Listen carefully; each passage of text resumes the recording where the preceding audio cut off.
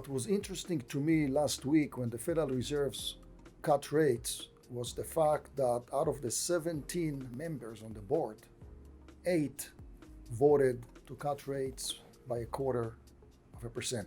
For the year, we already cut rates about 0.5%.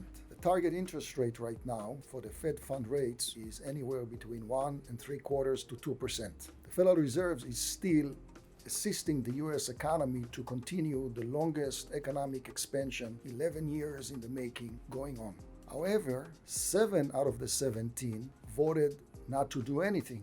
They are more in the camp of the US economy is doing well, therefore there is no need to cut rates. The country is divided and the Federal Reserve is divided. It is very interesting to me that just about half of the board wants to vote to cut rates and the other half is more inclined not to do anything and maybe even at one point or another raise rates. Therefore, markets are also translating that to lots of volatility.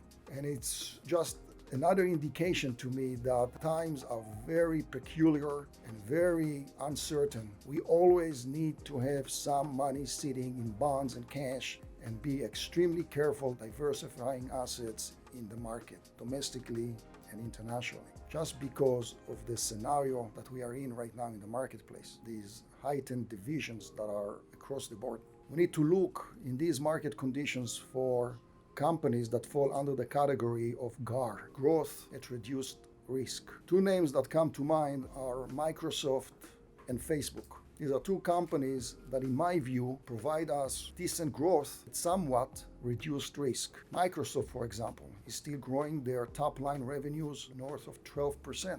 Just last week, they announced 11% increase in their dividend payout. They also made another announcement of $40 billion of buyback of their own shares. They have in their subscription model many interesting revenue-generated units, such as the Azure cloud-based storage unit, LinkedIn, Xbox Live, and others. If we can give them north of $6 a share in earnings next year and assign a multiple of 25 to 28 times earnings, we can make a case that the target price for Microsoft, even in times when the market is extremely volatile, can be about $177 a share. They have $134 billion in cash, only $82 billion in debt. Their net debt position is about $52 billion in cash as of last year, and their dividend is about 1.5%. Another company with $40 billion in cash on their books, Facebook, a platform, Instagram, WhatsApp, Messenger. They have about 2.7 billion users, almost half of the world population. The revenue growth expected for this year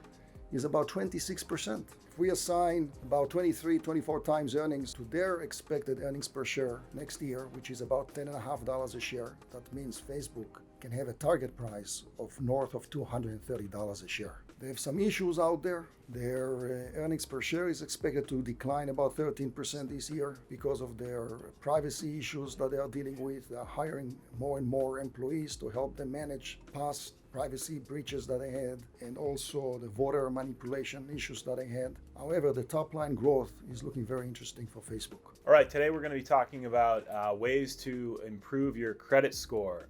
So why is this important? Most people know that your credit score is an important number that lenders use in order to determine whether or not to extend credit to you and what the interest rate in terms of the loan are going to be. So a lower credit score means you're less likely to be approved, and a higher interest rate if you are approved. So it's important to get your credit score as high as it'll go so that if you plan to open a credit card or get a personal loan, a car loan, apply for a mortgage, you're going to get the best deal you can. The question is, what goes into the credit score? It's 5 different categories and they have different weightings. 35% of your credit score is actually payment history. So the most important thing is to just make those payments on time. Anything that's 30 days or more past due will show up on your credit report for 7 years. So again, make the payments on time, give yourself alerts or notifications. The second biggest category is the total amount that you owe. So if you combine all the credit you have extended to you, taken out, so credit card balances, mortgage balances, student loans, all of that all together, that's the second biggest category. Second to making payments on time is to make bigger payments to pay those large balances down. The third category is length of credit history, and that's 15%. So it's actually advantageous to keep old accounts open. I know I have a few